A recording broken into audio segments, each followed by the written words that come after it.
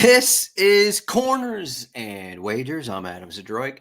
Game week 7 in the Premier League. I got 3 corners bets for everyone here. Let's do this in less than 5 minutes. Last week, 3-0 on my corners bets.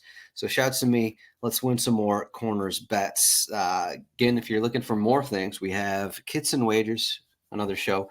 Check it out on our YouTube page at RotoWire Soccer. We got 6 bets on that show. I also got an article here, as you can see on the screen if you're watching on YouTube or Twitter.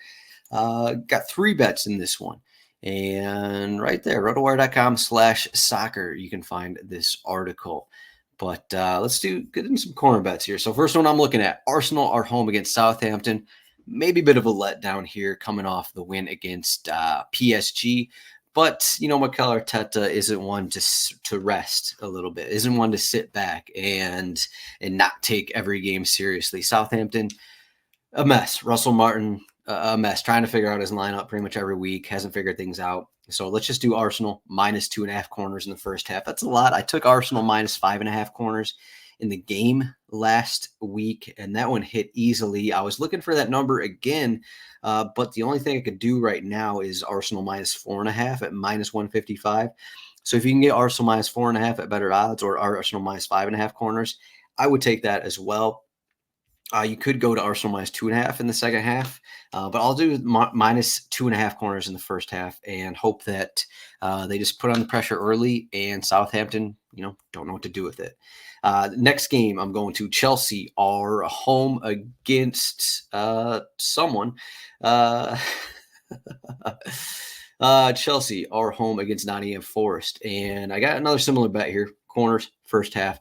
Chelsea -1.5 corners in the first half, +100. This number is actually better than the Arsenal one, but I think it's kind of a better matchup. Nottingham Forest, extremely defensive. This team, I know they've had a lot of success, but they've been more compact. They've been keeping games lower scoring. I just feel like Chelsea are kind of going to be in the attacking third from the start. They're going to try and get those opening goals. They've been really good lately, getting opening goals, scoring a bunch of goals. I think they're just going to be in the attacking third, a good portion of this first half, and that's going to lead to corners. So let's just do a simple Chelsea -1.5 corners in the first half, +100. Not too difficult there. And then finally, looking at the Tottenham match, they are at Brighton.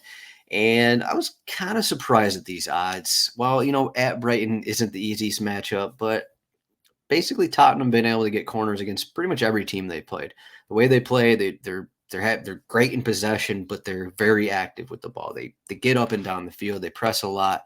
They make things happen, and that's led to corners.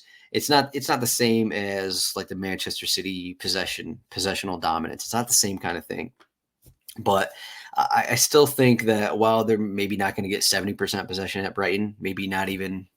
I still think they're going to have more possession, maybe 55%.